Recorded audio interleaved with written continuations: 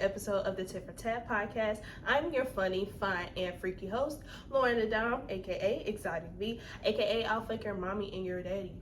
And shit, you can add your homeboy to the list too. Y'all know ain't shit changed. Period. Yes, we done made it to another week. Hey!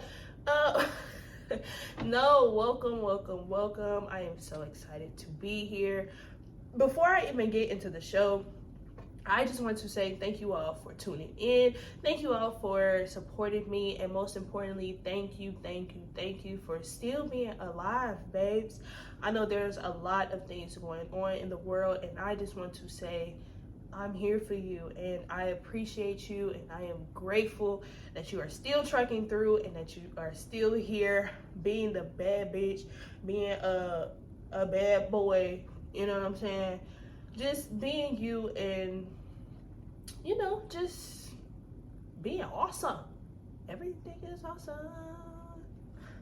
Everything is cool when you're part of a team. Damn. But no, so enough about that, but let's get into the fucking episode. A little about my week. I'm not gonna lie, my week has not been that good necessarily. I did find out that I have a broken pussy. Yep, I have masturbated my pussy into the motherfucking ground hole, and now I can't come worth shit. Like, the other day, I definitely probably masturbated for like an hour straight, y'all. Like, I was in that motherfucker, go DJ, that's my DJ, go DJ. And bitch, I was just laying there like,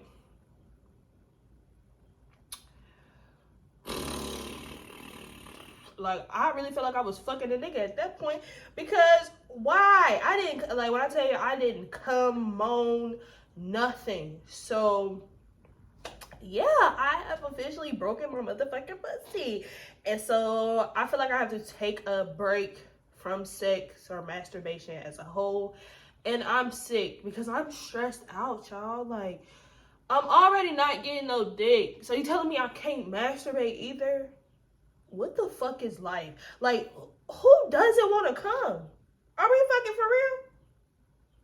Like, bitch, coming makes the world go around. And right now, the world ain't going around. Like, that bitch stuck. And I'm cool. I need to let this hoe out, man. Like, like, that's why everybody literally be stressed out, because nobody is fucking. Like, nobody is getting a good nut off.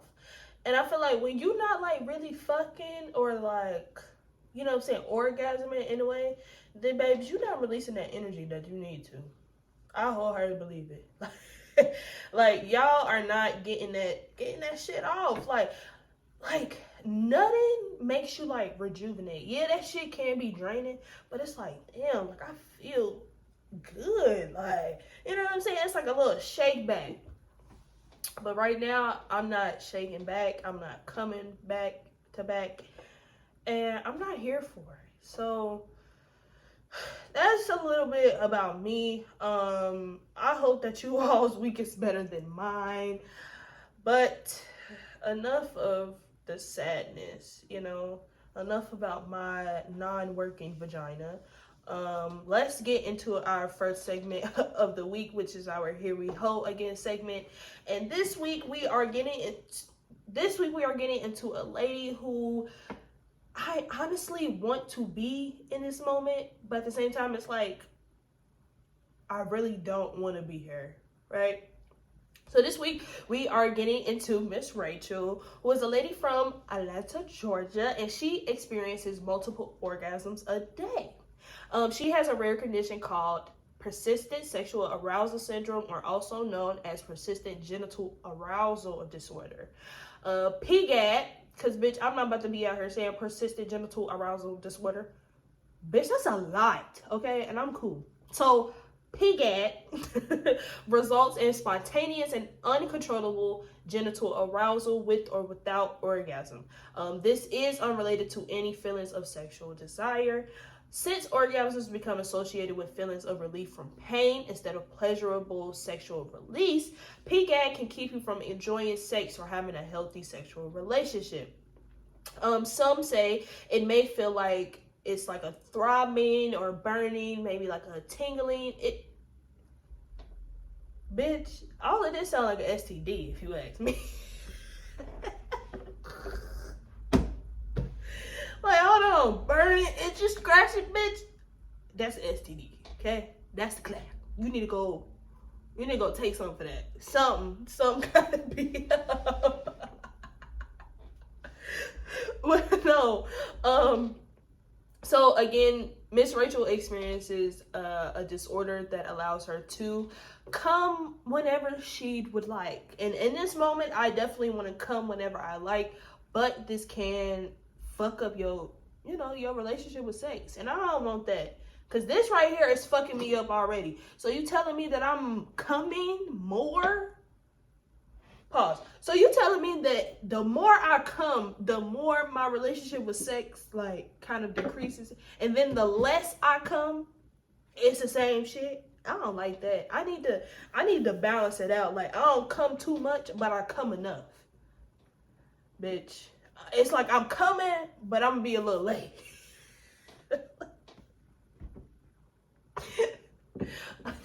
I think I'm gonna name the episode that. I told her I'm coming back, I'm gonna be late. Damn, somebody. All right. Sorry, y'all. But PGAG can be found in both men and women, but it's mostly common for us women, which is fucked up. It's more common in women. Women always got some shit going on. Like, why can't it be the niggas?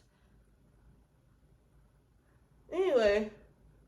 Sources say that stress, anxiety, and depression have all been linked to this condition, but some causes may include a cyst that form at the base of your spine, abscess on or near your clitoris that causes intense pain, or varicose veins, which are twisted and enlarged veins in your pelvic area.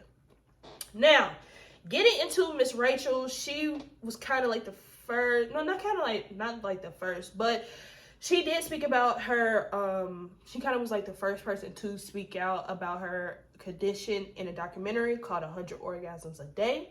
Rachel explains that she experiences some of her episodes about every 30 seconds for 4 to even 8 hours long. So, bitch, imagine you having like a seizure type of vibe every 30 seconds while you're at work, and it lasts your whole fucking shift, bitch. So think about that.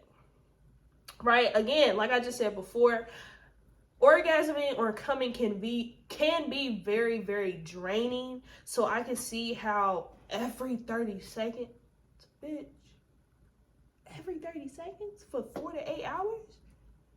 Bitch, it's sad. Like, having multiple orgasms a day sounds good until you realize, like, damn, bitch, I'm coming more than the average person. Like, this has to be unhealthy, and this has to, like, that has to hurt, because when you come in or orgasm in a way, like, your body kind of like clenches up, right? So it's kind of like, like, you ever been like hella constipated? You ever been hella constipated and you trying to like push this shit out? Like, that's damn near how orgasm feels. Like, those little pelvic muscles that be like clenching. Yeah, that shit hurts. And I can only imagine. That's why I said, like, babes, I want to be you, because I want to be able to orgasm, but not to a point where it's like it's fucking up my life. Like, nobody wants that. Miss Rachel says she has to avoid touching like certain things, such as like the washing machine, because the vibrations can trigger an episode. She must practice strict control over her body to prevent herself from climaxing. So I can assume that with her trying to practice like strict control, so I would say like certain things, like she says, like she can't touch like the washing machine, anything that vibrates. I'm trying to think. So what about her job? Damn. So that means she can't get in a massage chair. Damn. That's fucked up. Like, anything that kind of like I'm trying to think. So that means she couldn't get on like like amusement park ride, because that kind of like shakes and vibrates too, which can trigger an episode. Damn, babes. Like, you know how you start thinking of hella shit, like, damn, like, she ain't gonna be able to do this, she ain't gonna be able to do that. I mean, my big ass can't get on the rides at the amusement parks, but, you know what I'm saying? Eventually, you'll be like, oh, I kind of want to hop on the ride, but I can't, because if I do, I'm a nut. That sounds insane. That wholeheartedly sounds insane. I'm not gonna lie. Her husband states in the documentary that there are pros and cons when it comes to his wife's condition. He says, you think you want it until you actually get it. Rachel stated that being more sexually charged than her husband has had an emotional impact on her. She initially struggled with her condition when her husband refused sex, right? And I can see how that kind of can be like a good and a bad thing, right? For me, especially because I know how some men think, right? I can see in the beginning, it was probably one of those things where, well, not in the beginning, because she didn't know about her condition until after she had her first child. So the thing with that is, you probably spent all of he probably spent all of this time, like, you know what I'm saying, making her come and doing all of these things, but then he started to realize, like, bitch, I didn't even touch you and you coming. Like, bitch, are you faking it now? Like, I can really see how that can be a problem. So now, you know, niggas being niggas, getting a fit. Well, I'm pretty sure he's a cum cricket, but please don't kiss me.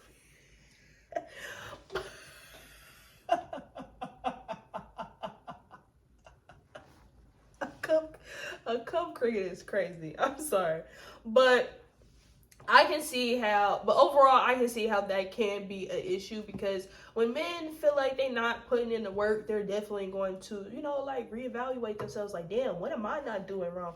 Or what is it that I'm doing that's just not, you know what I'm saying? Like, I can really see it. And then for her, she's probably putting the pressure on, like, what if she don't really know the difference?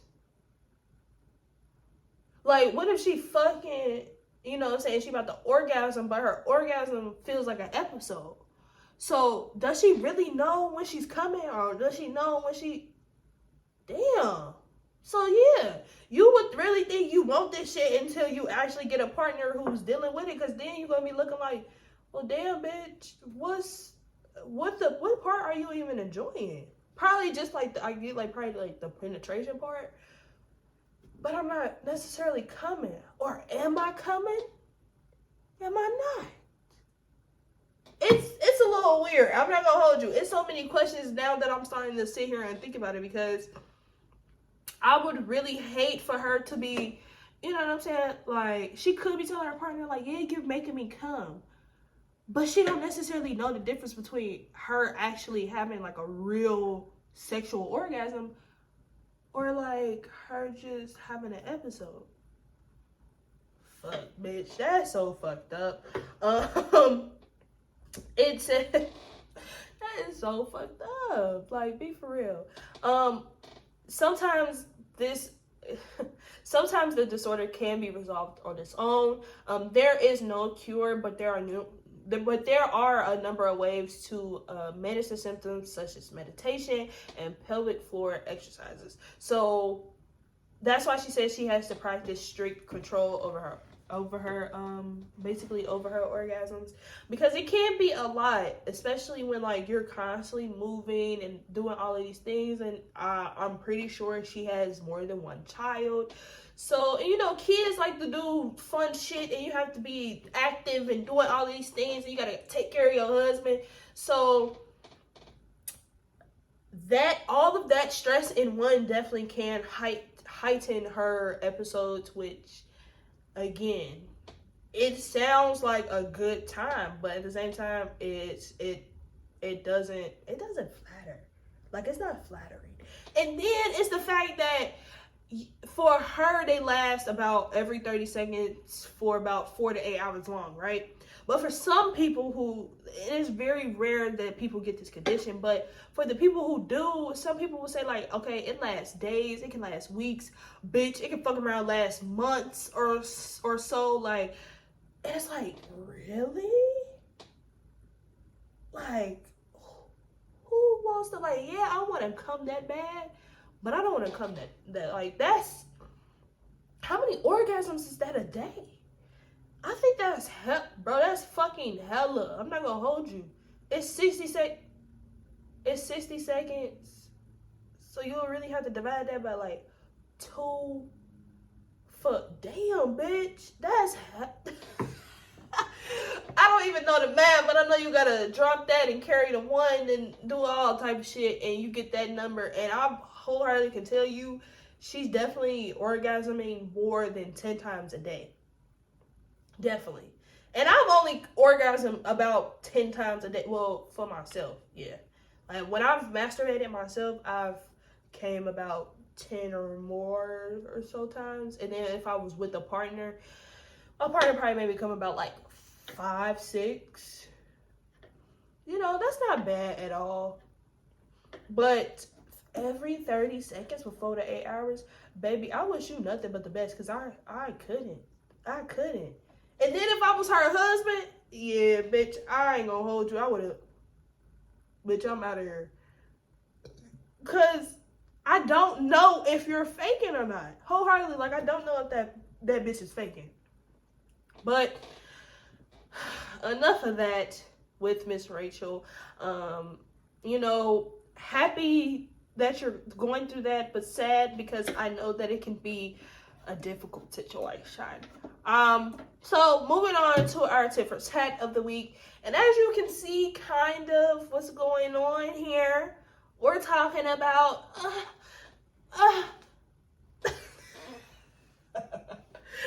we're talking about like the big hoorah, okay? We're talking about orgasming, okay? Because my pussy is fucking broke, I'm hoping that you all can deliver some orgasms for me, okay?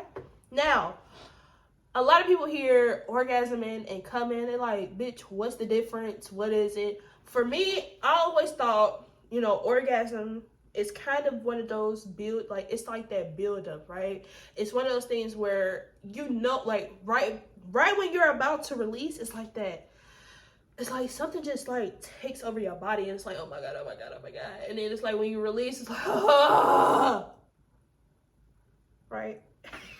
And then coming, for me, I always thought would be like the shit that comes out your body, right? You would think. Let me know in the comments what y'all think is the difference between orgasm and coming.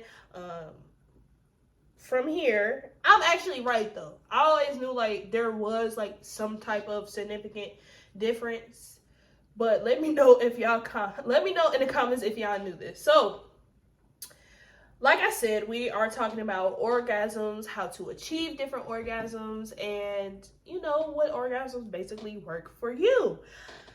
So, an orgasm is characterized by a euphoric release of pleasure throughout the body. This occurs at the height of arousal.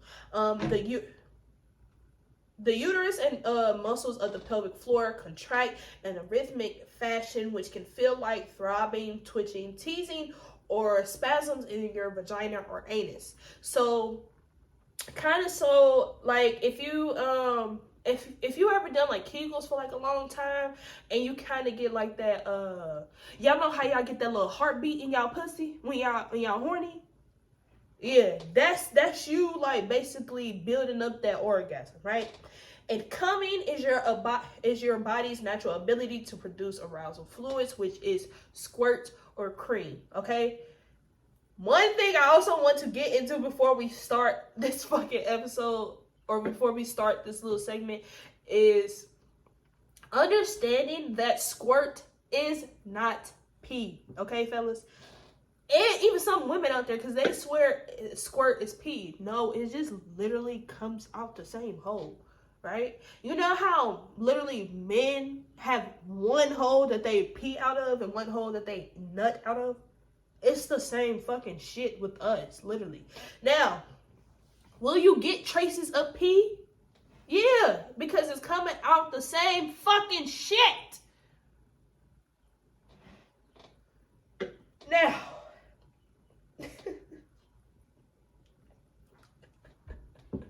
I'm sorry, but that really just grinds my gears because it's like a squirt. Like, I can see now.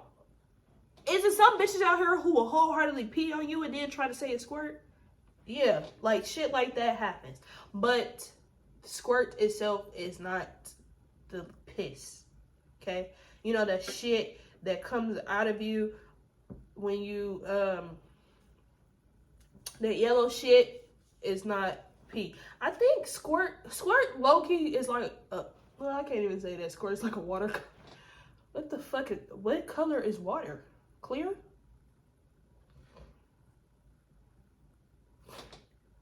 Anyway, I'm sorry, y'all. I was trying to think of some shit. But yeah, so squirt is not pee, okay? Now, how to achieve an orgasm is very, very different for everybody, right? So orgasms usually feel like a buildup of pleasure, and that's because it's one part of your body's sexual response cycle.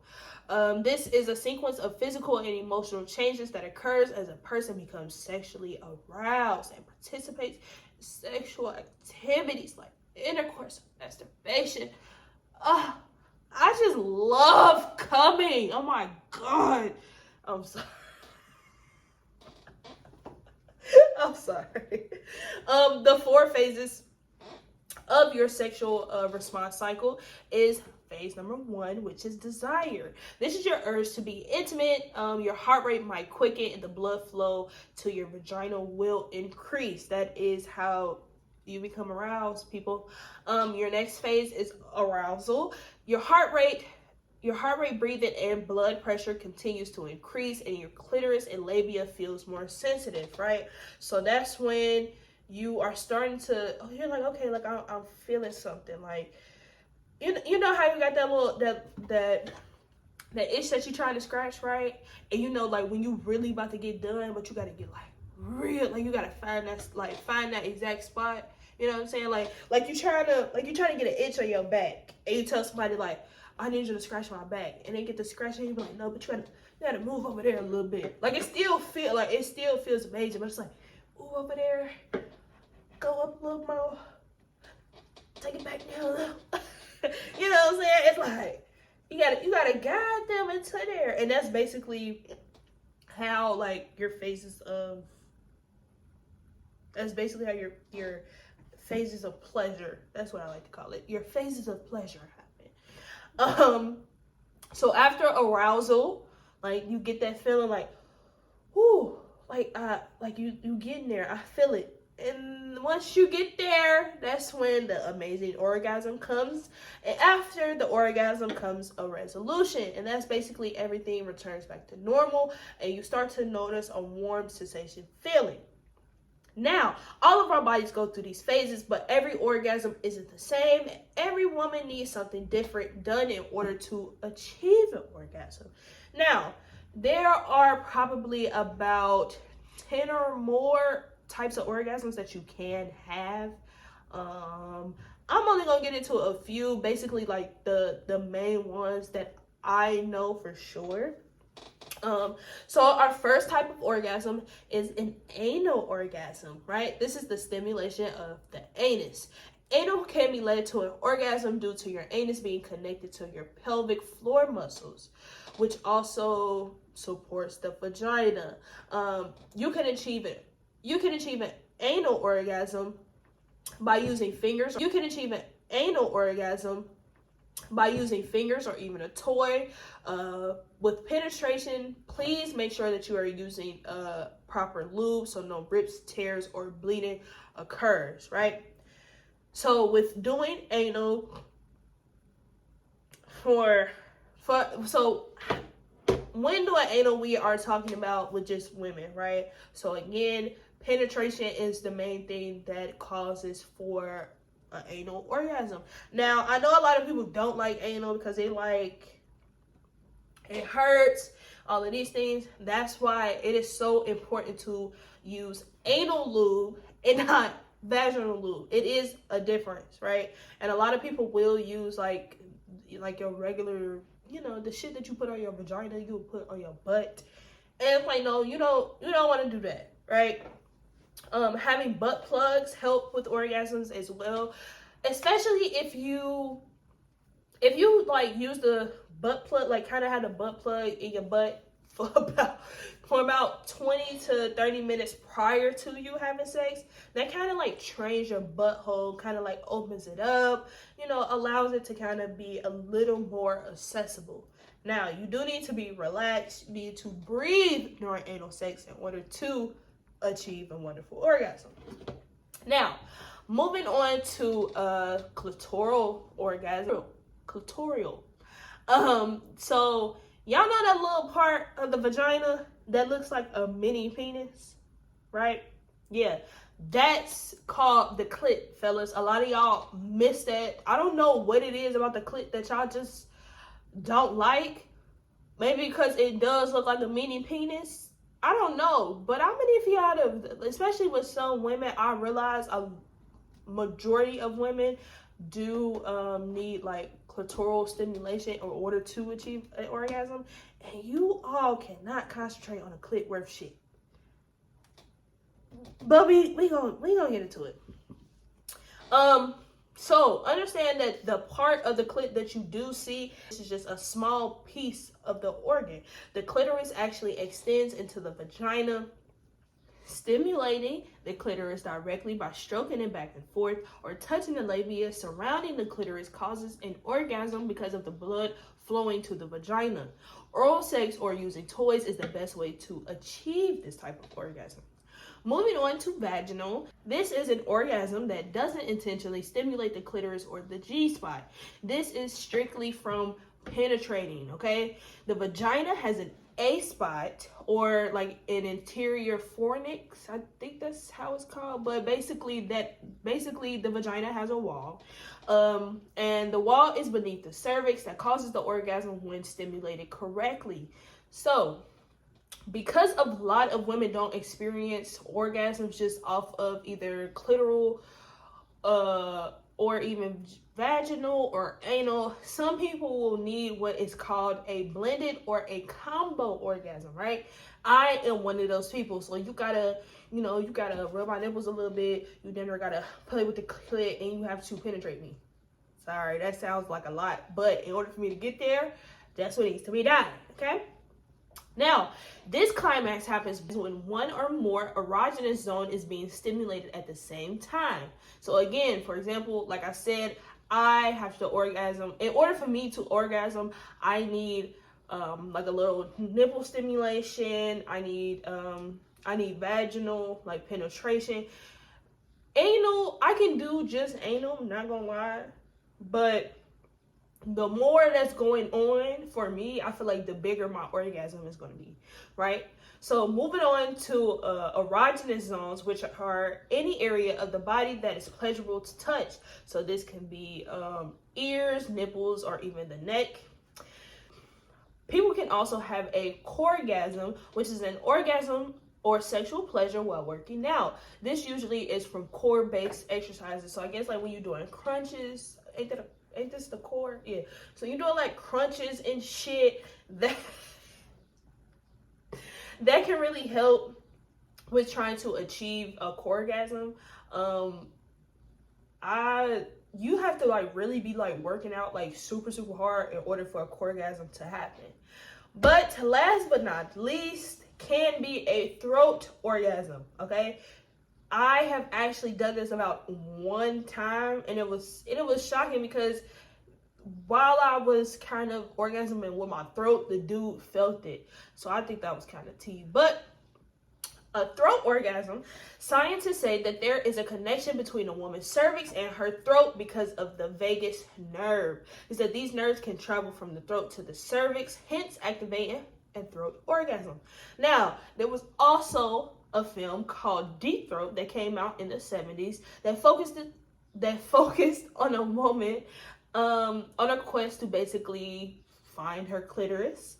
But when she visits her doctor, there's a discovery that her most dire pleasure point exists inside her throat. Now, in order to achieve these orgasms, you have to go through like these 7 steps. It might be a little more, but these 7 steps will help you achieve an orgasm, okay? Number 1, step up the foreplay. Do it for however long is needed, okay? I know a lot of men will probably do foreplay for about like 15 minutes or whatever the case is, and it's like, no, babes. You know when you about to cook something and you gotta like preheat the oven? That's what foreplay is. You gotta heat this motherfucker up. You gotta get me, you feel me? Or like, for the niggas out there, let me do it like, cause some of y'all don't cook. So y'all know when y'all get y'all little bike for the summer? Yeah, a lot of you niggas be on them little motorcycles. You know how you like revving that yeah, babe, you gotta rev the little motherfucker up for me to take off. And I think that people miss the very importance of foreplay. Like, foreplay is literally like your meal prep. You need your meal prep, if you know what I'm saying, before you get the really clowning on your meal, right? Okay. Next, try doing Kegels before and after sex. I do Kegels all the fucking time, even when I'm not realizing that I'm doing Kegels, which is kind of fucking odd. But men also can do Kegels, but this is not even about y'all right now. This is literally for the ladies, okay? Using the right lube is definitely another way to achieve an orgasm. Moving on to number 4, which is working on your breathing. Fast and shallow breathing can heighten our excitement and arousal, right? So I know a lot of people, especially when you're about to orgasm, like you might like, you know, I'm one of those people who are holding it, and it's like, no, like the whole time that we are literally interacting during sex, we need to breathe, whether it's like a deep breath in, and it's like, you know what I'm saying? Wholeheartedly breathing makes it easier for you to come. Now, this next one, I wholeheartedly don't do, which I need to get my life together, but exercise. Exercise and eating like better definitely helps with sexual performance. Not gonna lie, it can kind of help with the taste, the smell of stuff as well. So exercise and all those things can help with your mobility during sex. I don't even think I was supposed to use that in that term, but whatever. Physical touch, such as cuddling, can cause orgasms. This will fall under an erogenous zone orgasm. So for me, I'm not a cuddler, but I know that there are multiple people who are. And for some people whose love language is physical touch, this will definitely cause you to be very much aroused. Moving on to fantasizing. This is a powerful tool to keep your mind present and relaxed, and this is a fun way to explore new pleasures with your partner. I love fantasizing about things. I love role playing. I love thinking of new ways that we can, you know, please each other. So why wouldn't you want to fantasize? I think that when people fantasize, it can be a little like, why are you fantasizing about that? Like, that's what you really want to do? It can be too much, but it's like, let them people, that's what a fantasy is. It's like basically like a fake ass dream. That doesn't necessarily mean that this fantasy is going to come true, but bitch, it seems fun. Shit. What's the issue? But moving on to our last but not least, okay? Have fun and not think too much of it, okay? A lot of times, just because you may not have an orgasm doesn't mean the sex isn't enjoyable, okay? There have been plenty of times where I haven't necessarily came, but the sex is good. And that's why I be telling everybody, yes, sex can be this very serious thing, but also sex is supposed to be fun. Sex is supposed to be freeing, and you're supposed to just let yourself go sometimes, okay? Now, speaking of enjoying sex, let's get into our hotels. Now, if you have any questions, any horror stories, confessions or whatever, please send it into our DM on our Instagram page. This week, because we are talking about orgasms, I wanted to talk about a little outer body experience that I had myself.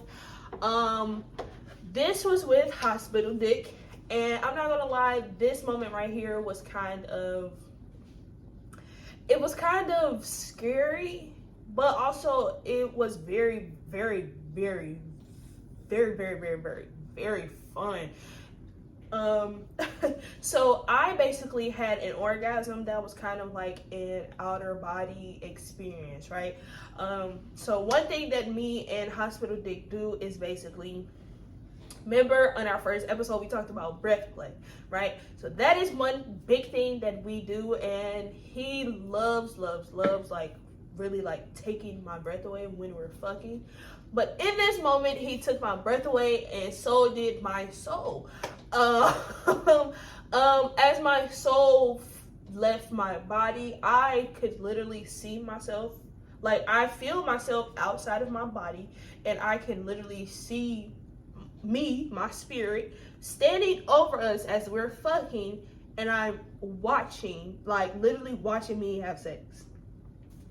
Was not off no, we smoked, but it wasn't like no shrooms was going on, like no nothing. This is wholeheartedly me being in the moment, me letting go, and just me accepting this pleasurable moment. And soon as he like choked me and like really took my breath away, oh my God, my whole body was just like, oh, fuck.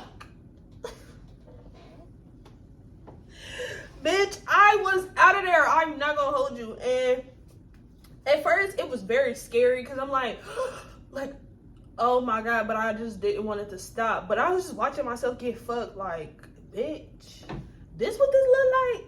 This little bitty nigga got you balled up in this motherfucker like this? I ain't know that's right. but no, that moment right there was one of the best orgasms that I've had. That day I probably was like squirting and creaming everywhere, and I just love that for myself. I can't wait to experience that again. Let us know in the comments if you've ever experienced any type of, random orgasms. Maybe maybe you came off of some weird shit. I don't fucking know. Again, thank you to my first and last time listeners. Please like, comment, share, subscribe, all of that one good shit to our YouTube channel. I want you guys' feedback, so please comment, okay? Again, if you have any questions, concerns, any whole stories, any horror stories that you would like to tell us, please DM us. If you would like to be a guest on the Tit for Tat podcast, please make sure that you are clicking the link in our Instagram bio and that you are filling out our interview request forms, okay? This is an easier way for me to get in contact with you all and to understand who you are as a person, right? This is a podcast about sex. That's what I'm talking about.